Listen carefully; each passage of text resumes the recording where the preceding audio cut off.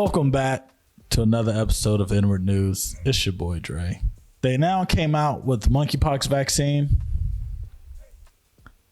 I think it's a variation of the smallpox vaccine. I don't know. I don't know what doctors do a research, but I feel like people don't trust the government, but I feel like it's in the government's best interest to keep us healthy because they need us to be their working slave force.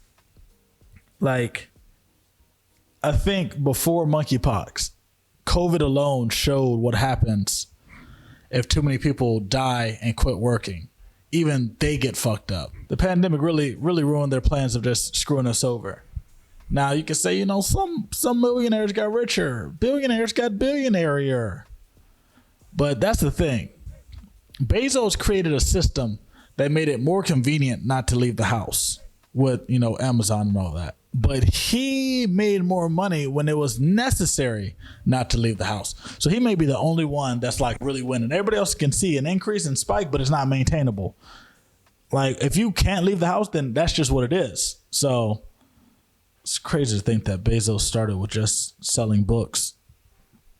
Remember that Amazon used to just be an online library. How did we get here? That man makes TV shows and movies now. Think about that.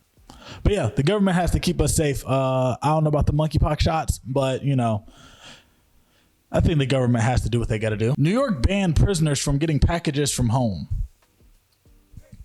Apparently they're currently working on getting rid of letters on paper. I don't know where else would letters go. Are they saying you can only send emails to people in jail? Because you can't text them or call them, so I don't know what that's about.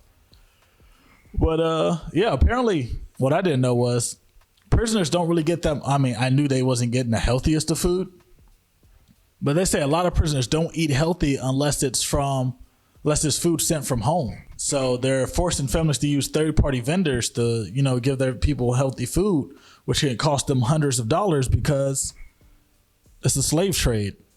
Prison is a new slave trade company, and I don't know how people are still acting obtuse to this. The world got some rainbow-colored fentanyl pills. They're claiming it's being aimed at marketing to children, but I don't understand who wants to unalive a child with something as stupid as drugs. Like, I've seen, people, if the kid's in the game, the game is the game. I've seen stuff like that, but intentionally giving them drugs to die? That seems very counterproductive for the drug dealer. Apparently the pills are all over the country, so it's not like a certain area to watch out for. But I seen they said they did a big bust down in DC. The DEA did. There's too many people out here that want to do drugs for you to be trying to trick people into doing them. Like, that's the part I don't get. There's enough addicts in the world to where you shouldn't have to trick somebody into doing it again. This video is nasty, but it's gonna save a lot of lives, supposedly, allegedly. They got some magnetic goo that's gonna be covered in silicone, so it won't harm your body, but it's gonna be squeezing through your organs and whatnot, grabbing stuff and pulling stuff out, dislodging things. Like, it can grab and wrap up and reattach things. It sounds cool. But do I want this venomous symbiote slime coming through me if I'm not going to turn into Venom? If I don't get to turn into symbiote suit Spider-Man, I don't really know how I feel about this black slime being in my body. Now, this is something that you cannot trust the government on. Because how you know? Do you swallow it? Do you just eat it? That's weird.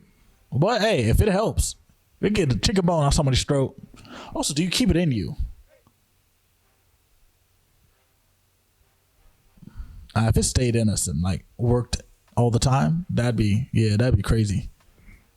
But it's not gonna do that. You'd have to get to a hospital. They'd have to think about administering it. They'd have to try all the other ways. But when it gets to the point where you come in and say, I got something in me, and they go, get the goo, then we made it.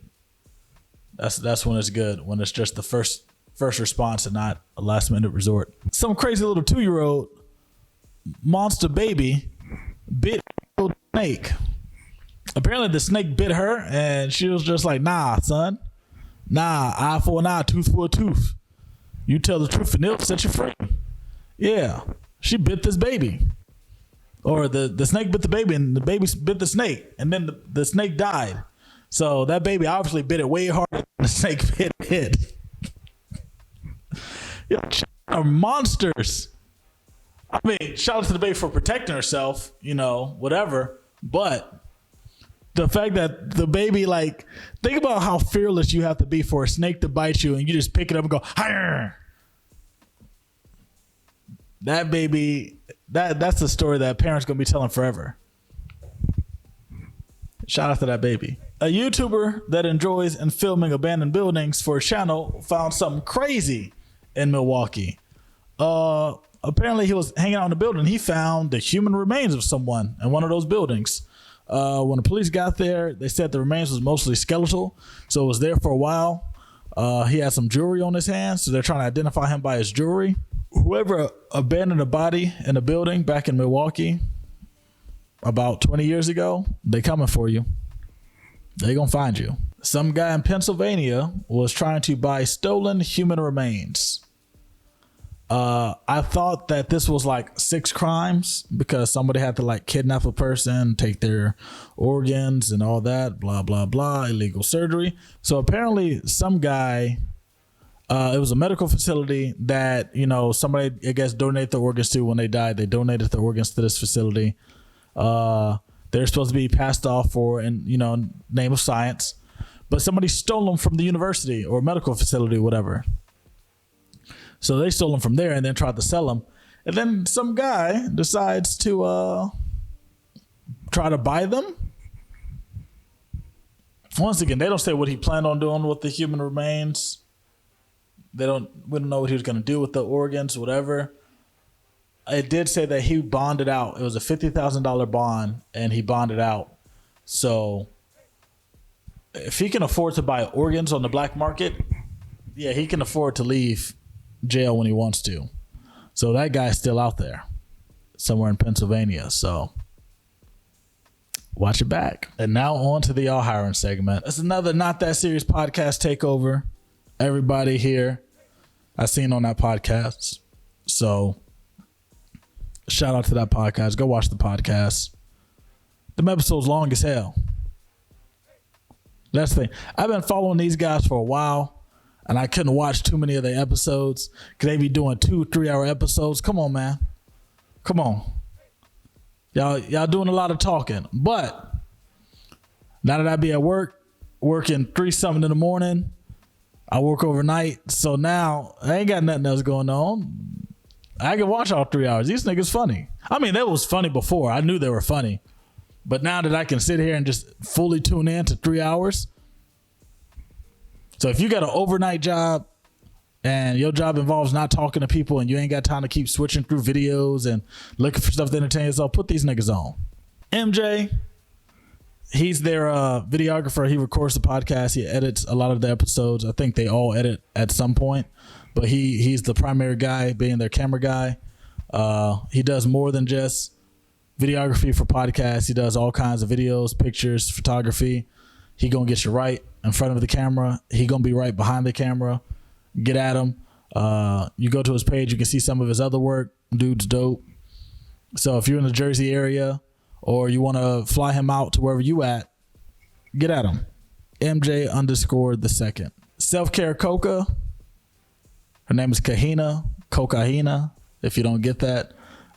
She's an esthetician and skincare influencer. She do stuff for your skin. She gonna make sure your skin is right. Skin health, skin rejuvenation, skin moisture, and any other self-care tips and health habits and things of that nature. She's also funny. Go watch the episode with her. She's funny. I'm not gonna say what she said because this isn't the segment for that. But the word petite was used, if she can remember what she said. If you want you a petite blank blank, get at her.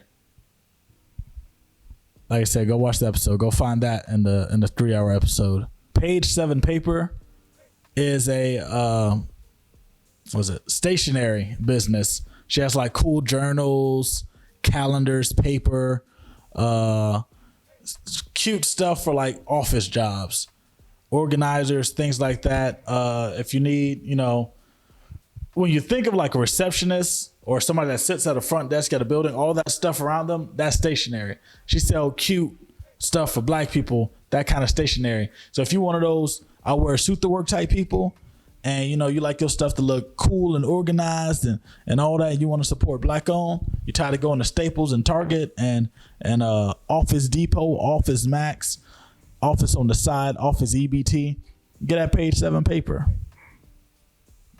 7's a lucky number. Get at her. Now this last one. Mike.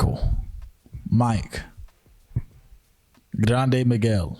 Miguel Grande. Large Mike. Homebody Mike. Mike is a comedian. He is their resident problematic podcast member. But the man's funny. He does stand up. So if you need an opener, you want to put him on the stage, you want a quick 5, quick 10, and get at Mike. Now, if you're doing it, don't book. If you book him for a birthday party, it better be 21 and up. I'm not even saying 18 and up. But the man is funny. The man also just gonna say some things you don't want kids to accidentally hear. So only book this man for adult events. I'm sure he got some clean jokes. But if you want pure comedy, make sure it is adult themed area, adult only. Just let this man be in his bag and tell you his jokes. That's it. I'm hungry. I've barely been eating this weekend. I'm about to go get some food. See you guys next week.